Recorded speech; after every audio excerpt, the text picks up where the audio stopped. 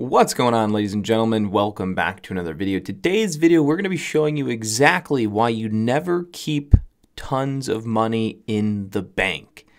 Really, we're talking about why you don't want to save money with the bank and your money is better invested within the stock market. So we're going to be taking a simplistic view at some charts. We're going to be looking back at historical data on really what the bank will offer you and what the market will offer you.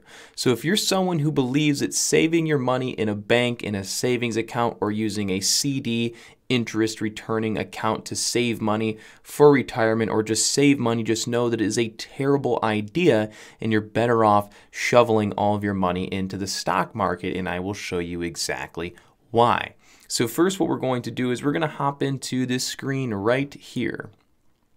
So as you can see on this screen, we are looking at gobankingrates.com. If you guys want more information on this, just feel free to go to Google, type in historical data, interest rates offered from banks, and you'll be able to find out all this information yourself if you would like to do more research. But just taking a look at this, all right, we're going to scroll down here to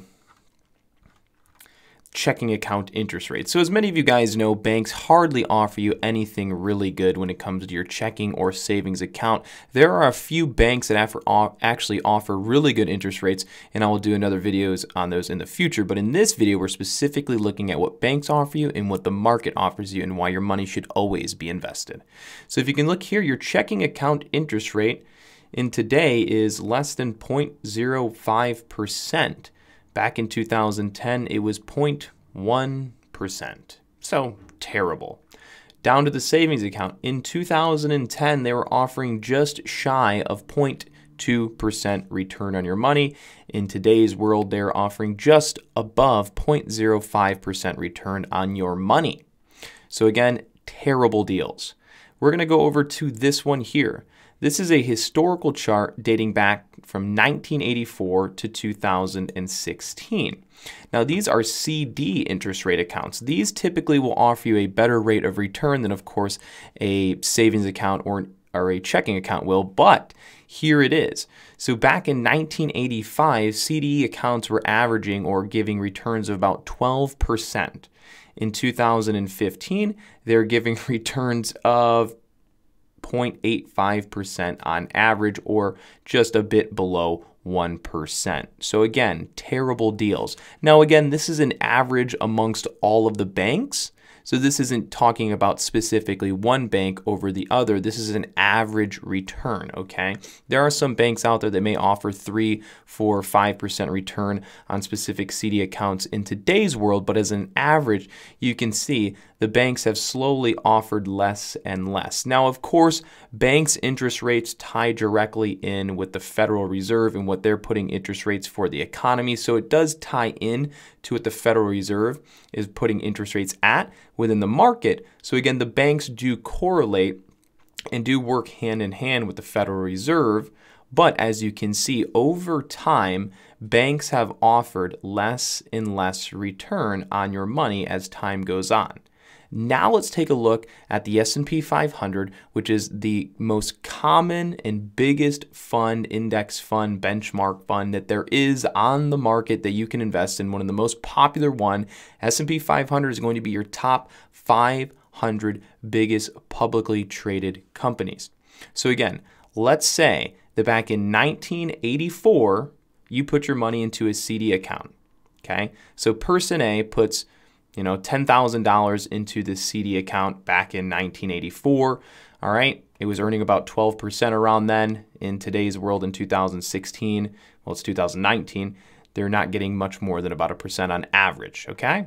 Now, let's go look at a chart of the S&P 500.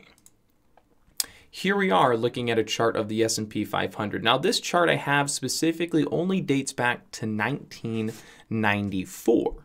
Now, this isn't the actual S&P. This is a SPDR ETF, which mimics the actual S&P 500 index. But as you can see, the return on your S&P 500 index from 1994 to 2019, let me do this over here, is 595%. Yes, I'm looking dead at the camera. 595%. So by putting your money in the stock market, you're way better off than putting your money in the bank.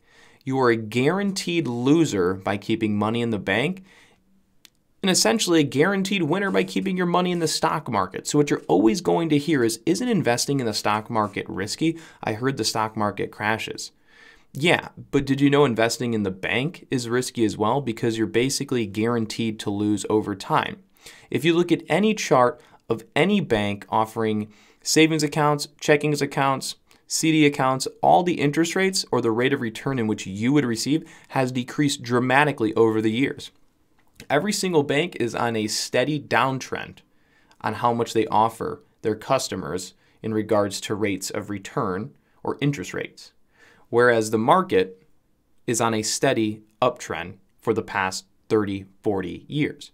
So banks, steady downtrend for 40 years, market, fairly steady uptrend for 40 years. So what does that tell you? Where should your money be? In the bank or in the market? Exactly, in the market. So what you guys have to understand is inflation too. So if you're not familiar with inflation, that is okay. I'll go ahead and do another video in the future. But as a quick little snippet here, inflation. Inflation is currently at 2%. What does this mean for you?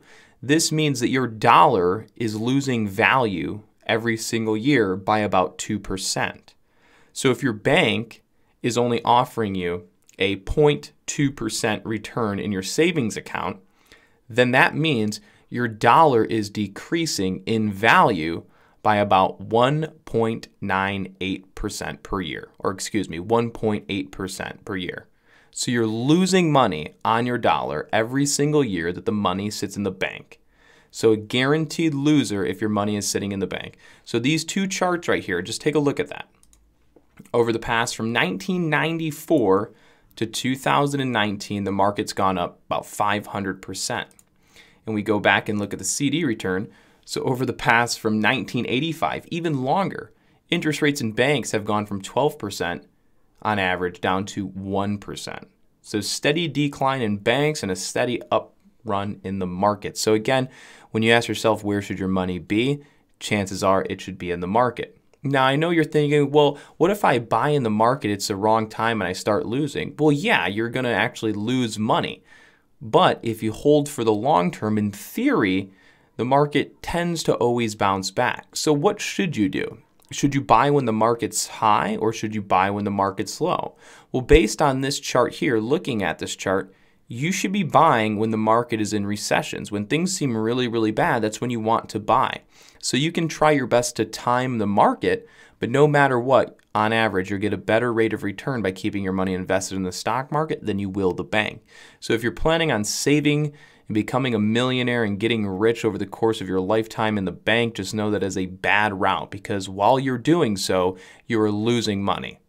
Just know, if your money's in the bank, you're losing guaranteed, most often than not.